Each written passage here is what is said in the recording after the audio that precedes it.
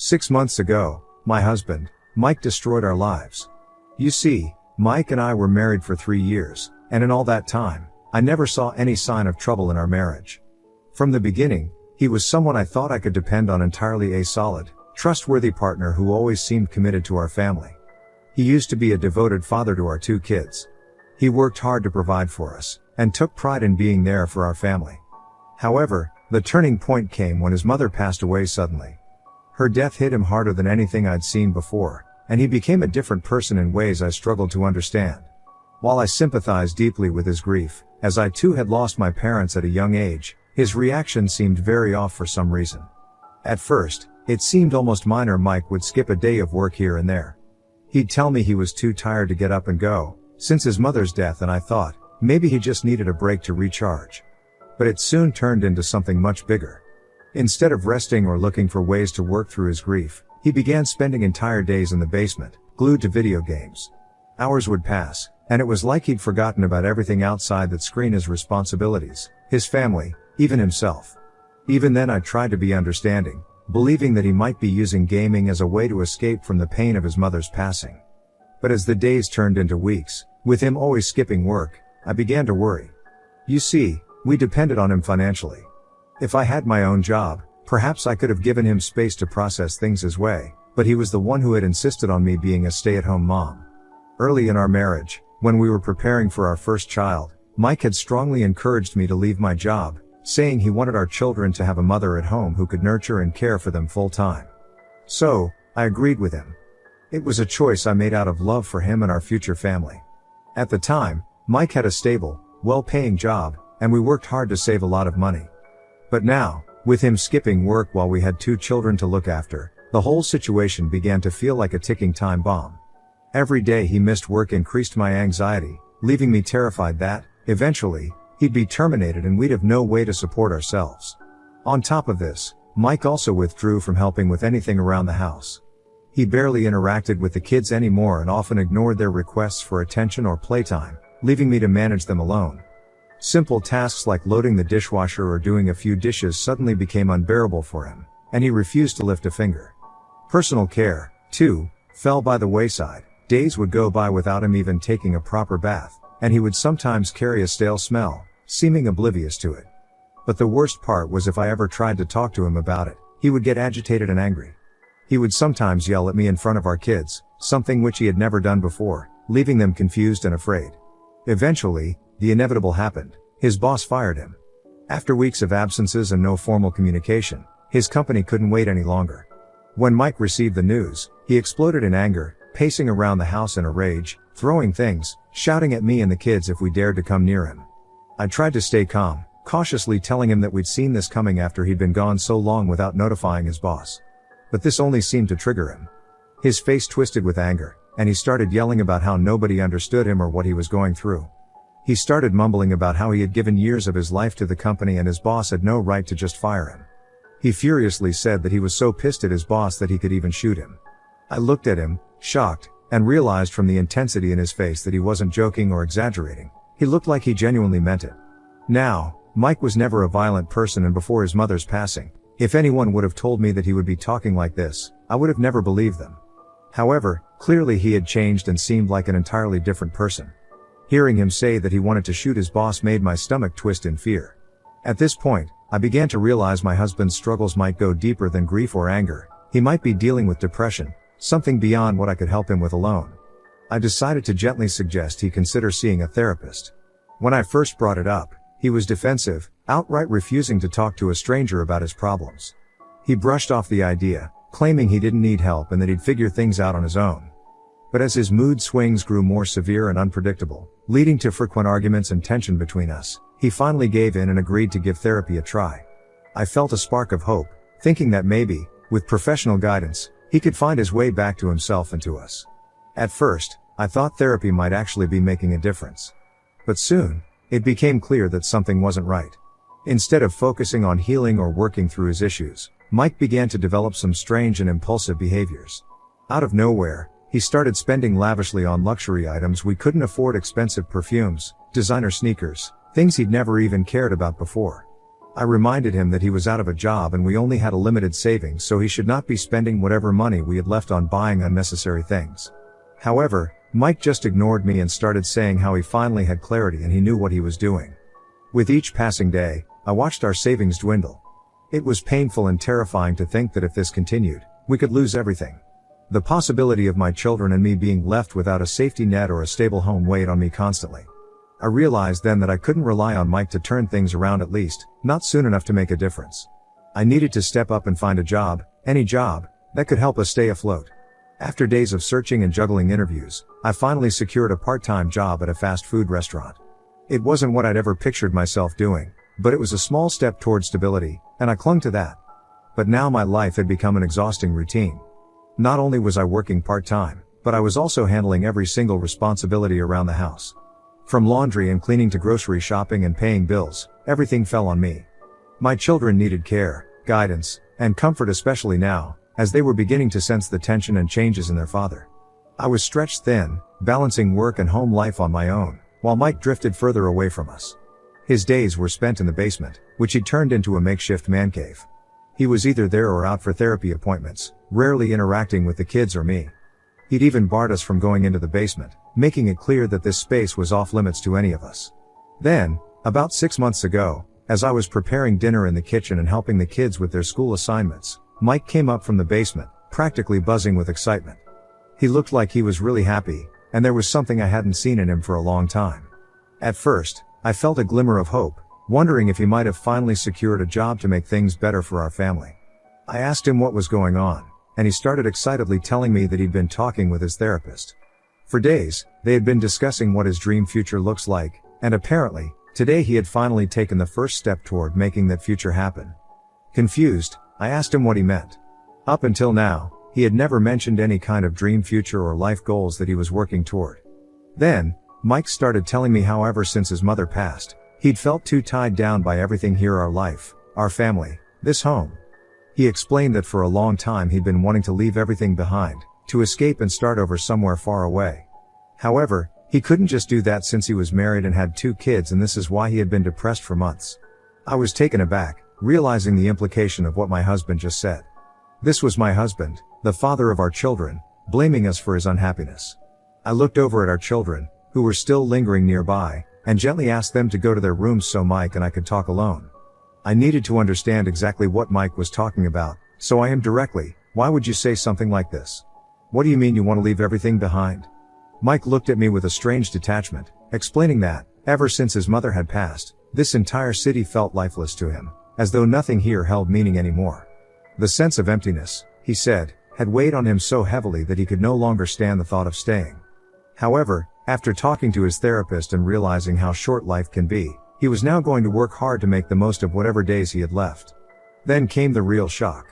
Mike went on to tell me that after some serious thinking for months, he had finally sold our home, which is why he looked so excited to talk to me. He continued to say that now he could finally move on to a new phase in his life where he would just be traveling across the country with no worries in the world. I froze, barely able to comprehend his words as Mike continued to say how he just wanted to live the van life from now on. "What do you mean you sold our house?" I asked, hoping I had misheard. But he started telling me how I should not worry because if I wanted, me and the kids could join him in living this dream life. Mike explained to me that he'd rather do it on his own, but if I insisted, he'd let us join him while traveling. According to him, he had sold our house at a very good price, and with this money he wanted to buy a van, convert it into a tiny house, and set out to live on the road, embracing a nomadic van life. I stared at him, searching his face for any sign that he might be joking or maybe he had just lost his mind finally. But he looked serious, deadly serious. "You sold our house? Without even talking to me about it? Are you out of your mind, Mike? This is our home, our life. How could you make such a huge decision without including me? Do you even care what I want, or is this just all about you and your so-called dream?" I could feel my face flush as I kept going. "We have responsibilities, Mike. Bills, stability, a future to think about. Not to mention, how do you expect us to live in a van? What about my job? What about everything we've built together? You just decided all of this on your own and expected me to be okay with it?" My voice cracked as the frustration, disbelief, and hurt spilled out all at once. "This is my house," he said flatly, so I don't really need your permission to decide on what I want to do with it." With an almost rehearsed enthusiasm, he continued to convince me that this was the best decision for all of us. He pointed out how unhappy and sad he had been for months and had ignored me and the kids. But now, for him to be happy again, he needed to do this. Hearing his words, a surge of anger flared up inside me, anger I had been trying so hard to suppress over the past months. Did he honestly believe I would just go along with his ridiculous plan? He sold our home, the place where we raised our kids, shared memories, and built our lives without a single word to me beforehand. As the reality of his choice sank in, so did the practical fears. Where were we supposed to go now? "That's completely up to you," Mike said. "If you want to come with me, we can use the money I have to buy the van and start traveling. If not, well, maybe you can stay with one of your friends for now. But you'll need to figure out a place for you and the kids soon." I pointed out to him how the kids needed to go to school every day and they couldn't do that if we lived in a van and roamed around. However, Mike argued that education didn't have to be learned from books or classrooms and that our kids could be taught from anywhere since nature is our greatest teacher. I scoffed at his response. He even suggested that we could make it work financially by taking up remote jobs while living on the road, jobs that would supposedly allow us to live freely and sustain our van life. My head started to pound as he went on and on. This sounded like a nightmare, like something from a story, not our real lives. Mike's words, his enthusiasm, and his complete detachment from reality made it feel as though I were talking to a stranger. Here he was, expecting me to uproot everything, jeopardize our children's future, and dive into a life that he dreamed up on his own, without a single thought of how it would impact us. I couldn't believe that, because of this impulsive, life-altering decision, our once stable world had come crashing down around us. Mike continued to press, insisting that as his partner, I should support him in this new vision. He spoke with such enthusiasm, even mentioning that he couldn't wait to share this good news with our children if I agreed with his plan. His words stopped me in my tracks. For months, I had supported him through everything from the depths of his grief to his self-imposed isolation, his anger, his rash decisions, and even the financial fallout of his unemployment. I had stood by him, hoping that if I kept things stable, he would eventually come back to himself. But, clearly he did not deserve me anymore. I looked at him and, for the first time, let the truth come out. "You're right, Mike. I am your wife, and I have supported you every single day since your mother's death. I have been there for you without fail. I took on everything, from taking care of the kids and keeping up the house to picking up a job to bring in money after you lost yours. I hoped that by holding it all together, you would come back to us. But now you've gone ahead and sold our house, the only security we have. And you expect us to abandon everything, to raise our children in a van with no stability and no plan? No, Mike. I won't do that, and I certainly won't let our children's lives be uprooted because of this." Mike looked at me with a mixture of confusion and frustration, asking why I was blaming him for his decision when all he wanted was to feel some happiness. Taking a steadying breath, I made it clear that he needed to find a way to undo the sale. I told him he should either return the money to the buyer and let us keep our home or, at the very least, buy a new place where we could settle down. Mike refused to do this, arguing that he couldn't just abandon his dream of living on the road because of me. He insisted that I was standing in the way of his happiness, as if his dream somehow justified throwing his family into the streets. I told him flatly that if living in a van was what he truly wanted, then he was welcome to pursue that, but I would not uproot myself and our children to live out his fantasy. The kids and I needed stability. And if that meant he would go on without us, then so be it. Mike stayed quiet, and I hoped he was taking time to think it over and would eventually choose to stay with us. But I couldn't have been more wrong. Without a second thought, Mike left us behind. Within a week, he had packed up his things and left us to live out his so-called van life dream. I just couldn't believe it. Me and the kids had nowhere to go. With no real support from Mike, I had no choice but to turn to my older sister, Lizzie, who graciously offered us a place to stay. Lizzie had always hated Mike, so when she found out that he had abandoned us to go live his dream life, she was even more furious. She pushed me to file for divorce immediately. At that moment, though, I wasn't sure I was ready for that. I didn't have the financial means to proceed with the divorce, and everything was still so overwhelming. Honestly, I never imagined I'd find myself in this situation, facing the possibility of separation after everything me and Mike had been through together. I needed time to process everything, to catch my breath, and to figure out how I was going to rebuild our lives without him. Lizzie was the one who helped me find a new and better job as an assistant at her friend's boutique. This job was such an upgrade compared to my part-time fast food job. Even though I was happy to be earning well, and being able to support my children, I still was heartbroken over losing my husband. My children were also confused. Mike didn't even have the decency to talk to them before leaving. As a result, the children were so confused about why their father wasn't coming home or why we were not living at our home anymore, and it broke my heart every time I couldn't give them a straight answer. I tried calling Mike, hoping he'd at least take a moment to talk to the kids, to explain himself, but he refused to pick up.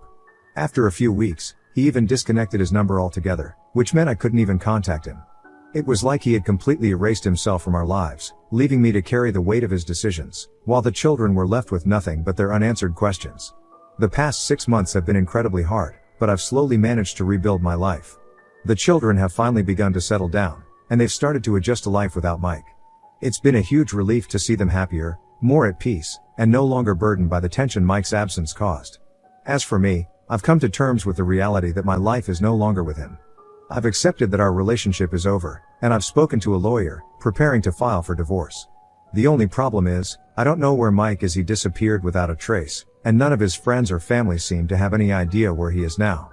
I considered hiring a private investigator to track him down, but I didn't want to waste any more money on him, especially after everything that had happened. Then, out of nowhere, Mike reached out to me yesterday. At first, I didn't even recognize the number, an unknown one, but when he identified himself, I was taken aback. After so long, I was shocked that he was trying to contact me. He awkwardly asked how me and the children were doing, and I sarcastically told him we were doing just fine without him. He was asking me more about our lives, but I seized the opportunity to be clear with him. I told him that it was actually good that he had called, because I wanted to serve him divorce papers. There was a long pause on the other end of the line. He finally spoke, his voice sounding somewhat shaken.